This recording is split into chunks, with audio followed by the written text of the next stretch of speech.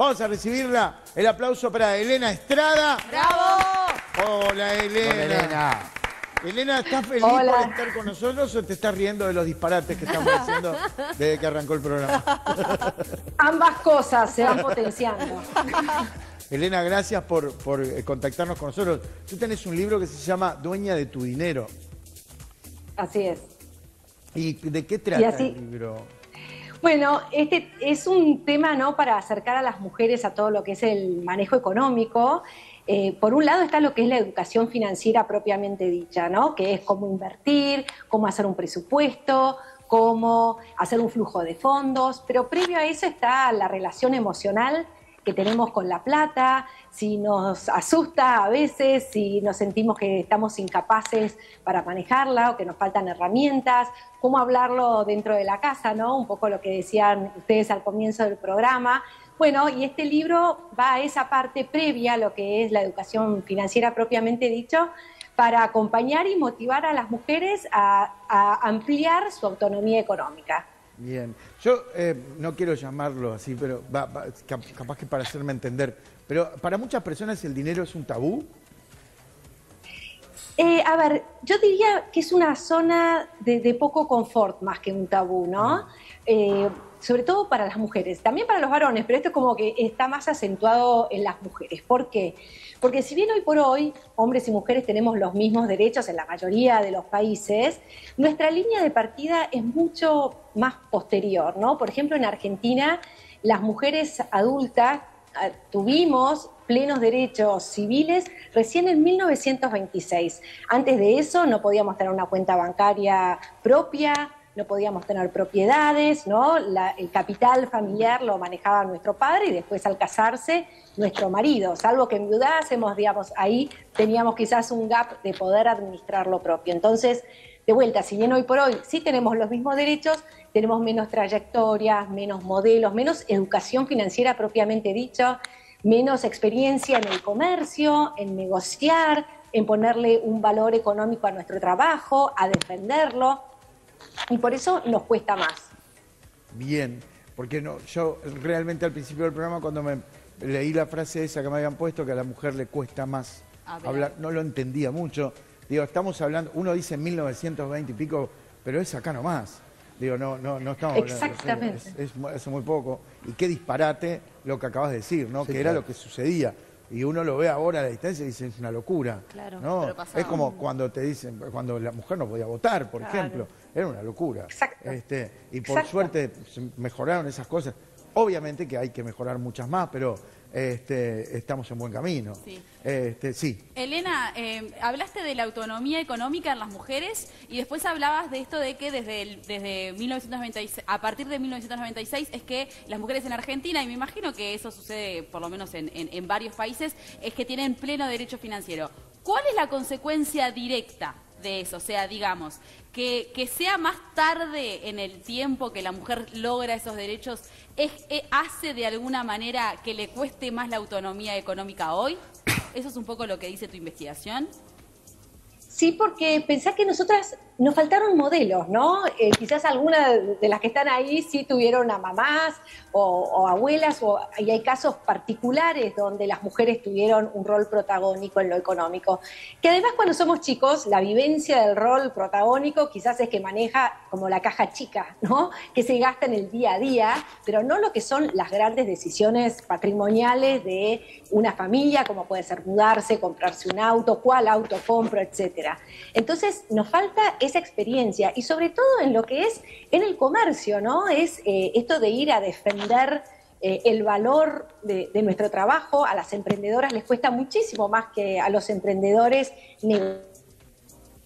un mejor valor y que sea respetado ese valor en sus servicios, en sus productos. Les cuesta decir que no. Acuérdense que nosotras por sesgos además estamos educadas más para agradar, ¿no? Para aplacar los conflictos. Y bueno, en una negociación a veces hay como que tolerar un espacio de incomodidad donde el otro no está contento y hay que saber esperar los tiempos. Y tenemos menos trayectorias, menos role models en esto donde reflejarnos, mientras los varones, siempre ha sido entre varones así, ¿no? Hemos escuchado a nuestros papás, abuelos, tíos, etcétera, hablar, manejar muchas veces las empresas familiares. ha sido entre ellos a través de la historia. Y hoy por hoy también se va replicando. A veces pensamos que ya esto es un tema que se termina con las próximas generaciones, pero hay un estudio del Foro Económico Internacional que dice que recién dentro de 134 años va a haber igualdad económica entre hombres y mujeres en el mundo, con lo cual todavía tenemos un largo camino por recorrer. 134 años. 134. ¿Será que Elena, falta? pero a ver, volviendo a la diaria, ¿no? Ya que hay, como me decías, que hay estudios, ¿es cierto que la mujer administra mejor que el hombre? No, ni tampoco que el varón lo hace mejor. No, esos a veces son mitos y cosas que pensamos. Sí, por ejemplo, tenemos algunos distintos comportamientos en términos genéricos, ¿no? En tiempos de crisis económica, por ejemplo, como en la Argentina lamentablemente estamos padeciendo, las mujeres tendemos a pensar rápidamente más cómo ahorrar, ¿no? Restringir el gasto, y los varones se concentran más en cómo puedo ampliar los ingresos. Y estas diferencias que podemos tener es de donde nos podemos enriquecer, ¿no? Claro. Hoy estaban hablando quién toma las decisiones o quién maneja la plata en tu familia, en tu pareja. Y quizás el ideal es, más allá de quién realiza la gestión, ¿no? De ir a pagar y de, bueno, ocuparse de que los pagos sean hechos en tiempo y forma, es cómo se toman las decisiones. Porque eso es lo más difícil. ¿Cuánto ahorramos? ¿Cuánto gastamos? Quizás uno está más a favor de gastemos toda la plata porque la vida es una y la vamos gastando a medida que tenemos.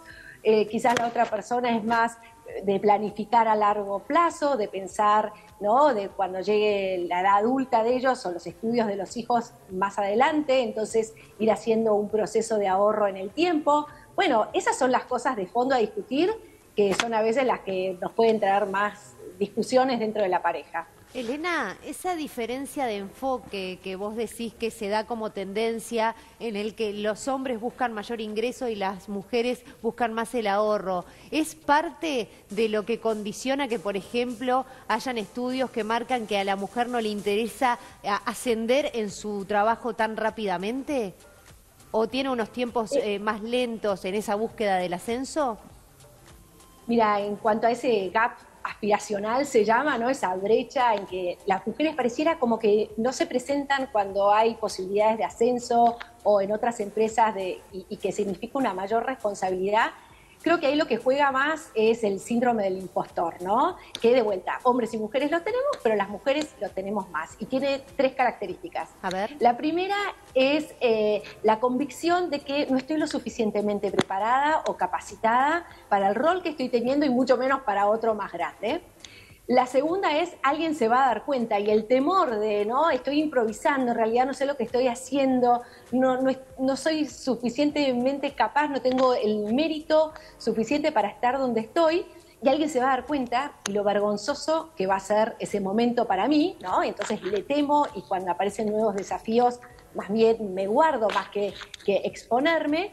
Y el tercero, y quizás algunas mujeres de la audiencia se sientan representadas con esto, es como que nos cuesta aceptar nuestros propios logros, ¿no? Interiorizarlos con sencillez, pero estar contentas y seguras, poder recibir reconocimientos, premios, etcétera, sin decir, no, fue sin querer, llegué acá, no, gracias a terceros o por la coyuntura, sino poder interiorizar esos éxitos, esas batallas ganadas, bueno, nos cuesta más.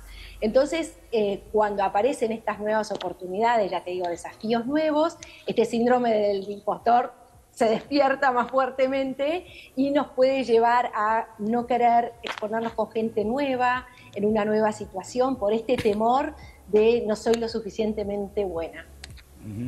Elena, ¿tú tenés el libro, tú tienes alguna regla clara en cuanto a qué hacer con el dinero? Por ejemplo, cobro tanto, 40% para gastos, 30% para ahorro, 30% para tener. ¿Hay alguna regla clara que ya sirva como tip?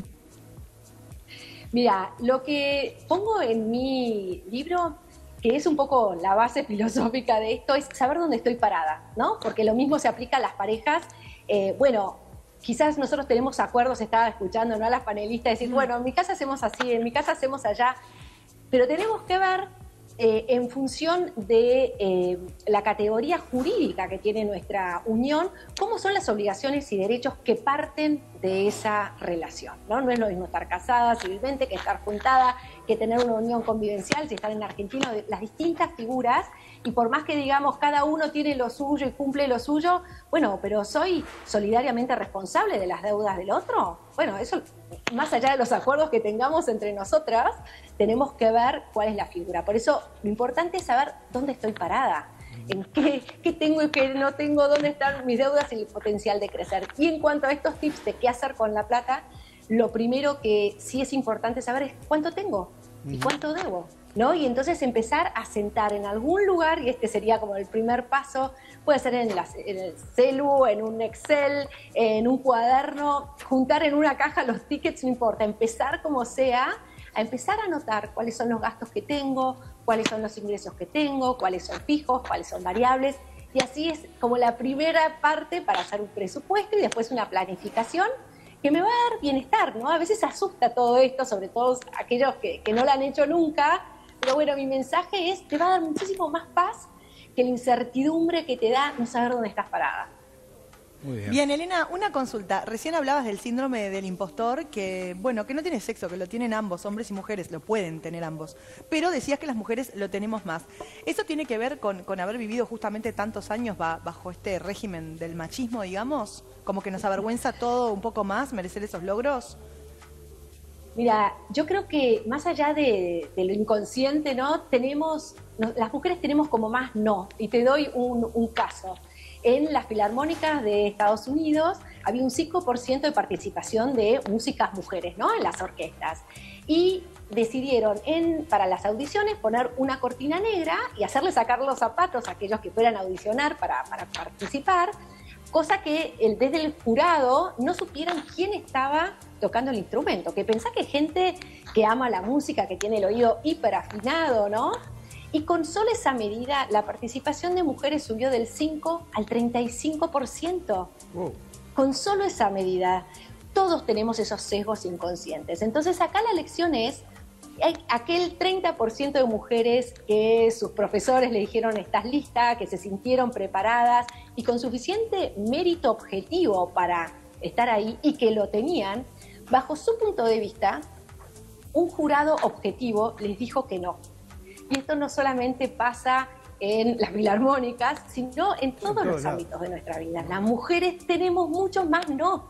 Entonces, por eso que nos da, estaré lo suficientemente preparada, nos da más miedo, más culpa, nos cuesta más asumir de vuelta nuestros triunfos. La modestia es una virtud muy festejada para las mujeres, ¿no? Ser modesta, ser tranquila, bajo perfil, todas estas cosas que decimos que tienen un lado muy bonito y está muy bien, bueno, nos juega en contra en otros, ¿no? De pararnos en nuestros zapatos, de saber negociar, de sostener el valor que sabemos y que creemos que tiene nuestro trabajo, en negociar un sueldo. Bueno, todas estas cosas que están presentes en nuestra vida juegan un rol importante. Siguiendo la línea, perdón, de ese pensamiento, ¿las mujeres tenemos que demostrar más que estamos capacitadas para un mismo rol? Tendemos a demostrarlo muchísimo más, incluso en el lenguaje. Fíjate que en general nosotras cuando traemos una idea empezamos, bueno, vi tal cosa y estudié tal otra y vi estas distintas opciones y por lo tanto llega a la conclusión. El varón es exactamente a la inversa. Dice la conclusión, tenemos que mudarnos a tal lugar y después si alguien le pregunta justifica sus porqué y sus razones y los datos en los que se basó, ¿no? Mira. Tenemos hasta esa distinción o diferencia en cuanto al discurso y sí justificamos más, investigamos más. Bueno, de hecho, no sé si se corresponderá en Uruguay también o no, pero en Argentina la mayoría de los egresados universitarios son mujeres que en promedio se reciben un año antes que sus compañeros varones y con mejores notas. Y yo siempre digo, ¿quién le pasa el apunte a quién? ¿No? Cuando si tuvimos esa experiencia, es en general la mujer la que comparte apuntes más a los varones que a la inversa. Entonces, es como que sí, queremos justificar más, estamos más inseguras y también nos piden más explicaciones. Eso también es cierto. Vos sabés que me quedé pensando desde el comienzo de la charla, porque dijiste algo que espero haberlo entendido bien, que esto no tiene diferencia, se diferencia por género, creo, pero vos hablaste del temor al dinero, el temor a tener poco y el temor a tener mucho. A ver, es un temor, sobre todo, no sé si tanto al dinero específicamente, sino a manejarlo, ¿no? Sentirnos de vuelta que no estamos capacitadas, que yo con los números soy malísima, que es mejor delegarlo en otra persona, típico de las emprendedoras, y si alguna nos está escuchando o nos está escuchando, que levante las orejas, que quizás somos muy buenas haciendo aquello que nuestro producto, nuestro servicio de ese emprendimiento, empezamos a crecer, aparece la parte impositiva, ya se nos complican números más grandes, financiamiento con los proveedores, con los clientes, empieza a complejar esa parte financiera y entonces entramos en desesperación y ahí aparece muchas veces un varón, que puede ser de nuestra familia o cercana, a decir, quédate tranquilo, quédate tranquila, yo me ocupo de esto, de tu emprendimiento que está yendo tan bien, y vos seguís con lo otro. Y entonces somos socios 50 y 50. Muy bien. Eso es lo que no hay que hacer. Y lo hacen muchísimas mujeres. Lo que hay que hacer es pagar honorarios fijos, mensuales, a un estudio contable, a abogados, digamos, a cualquiera que dé ese tipo de servicios de asesoramiento que nos pueda acompañar, pero nunca dar capital, ¿no?, de nuestro emprendimiento por ese servicio y tampoco nunca desprendernos del todo, ¿no? Cuando delegamos a veces entra el rol de la confianza, yo confío en él o yo confío, no sé, en lo que fuese, y no nos quedamos arriba de eso mirando, y la responsabilidad es nuestra. Tenemos que estar mirando nuestros números, es nuestra responsabilidad como mujeres adultas hacernos cargo de esa parte de nuestra vida, así como lo hacemos de todas las demás, algunas entendemos más, otras menos, pero no desentendernos. Muy bien, Elena, ¿podemos acá, ya está en Uruguay el libro? Sí. ¿Dueña de tu dinero? No.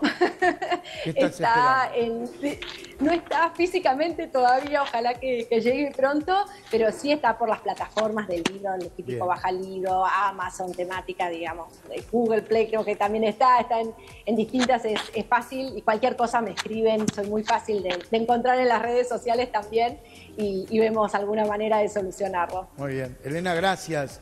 Muchas gracias por la charla. Muchas gracias a ustedes, cariño. Muy bien. Elena Estrada, señores, un aplauso fuerte para ella. Elena. Un agradecimiento, contando. Bueno, ¿les cambió algo a ustedes? Sí. ¿Qué? Sí. Para empezar, el enfoque de la educación y la formación hacia mi hija, voy a tener en cuenta que tenga apertura para hablar de eso. Muy bien. Bien. Y si no entendí mal, para las emprendedoras, no asociarse. Pagar, si quieren, me estoy contratar a alguien, porque el margen, pero asociarse no. Muy bien.